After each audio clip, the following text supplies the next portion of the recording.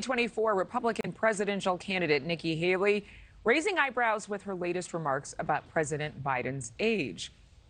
Yeah, Haley in an interview saying, quote, "If you vote for Joe Biden, you really are counting on a President Harris, because the idea that he would make it until 86 is not something that I think is likely," end quote. That would be the president's age at the end of a potential second term. Niall Stanage, White House columnist for The Hill, joining us now. You know, okay, I'm like, where do I start? Because a certain news anchor mentioned her age and said that that's like over the hill for women. I think 40 or 50 was over the hill for women. Didn't really bode well for that gentleman. Now she's saying something that a lot of people have thought. He is older, but to talk about his impending death seems pretty tasteless. Yeah, I think that's exactly the point, Adrienne. There is clearly a legitimate issue about President Biden's age. It is clearly something that concerns voters across the board, not just people who are hostile to him. But by using that word likely, that it's not likely, it seems like she's predicting his death. And I think that is, to use your word, a bit tasteless, maybe just a bit macabre for a lot of people's preference. But I think at the same time, I'm like, let me put myself in her shoes. She's an intelligent woman. She's speaking to the Republican Party. And she's also speaking to Democrats or independent voters who are more in the middle.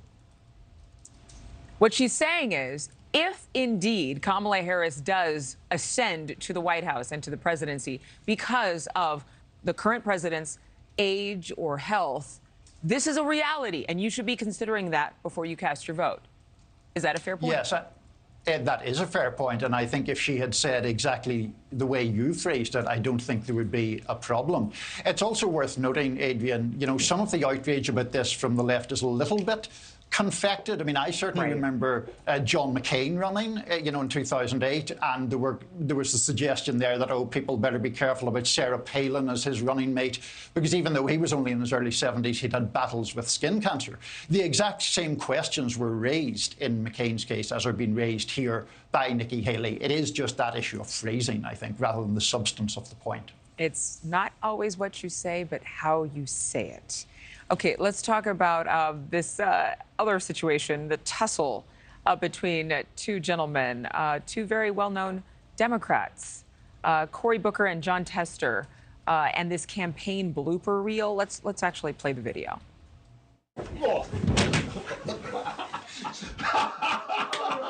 Oh my God.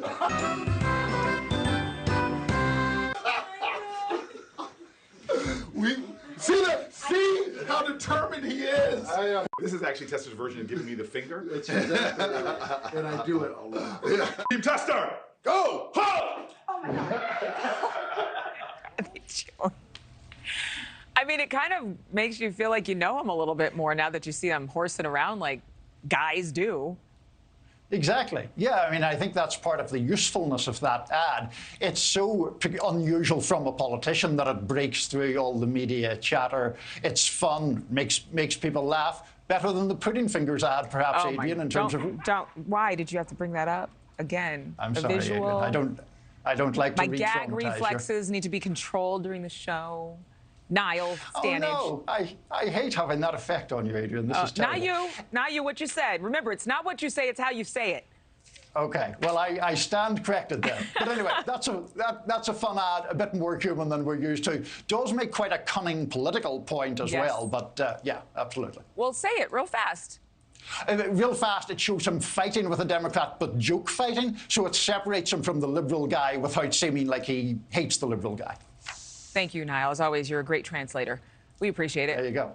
Happy Friday. Have a good weekend. Have a good weekend. See you. Thank you for watching. Go to newsnationnow.com to find NewsNation on your television provider. And don't forget to click the red subscribe button below to get more of NewsNation's fact-driven, unbiased coverage.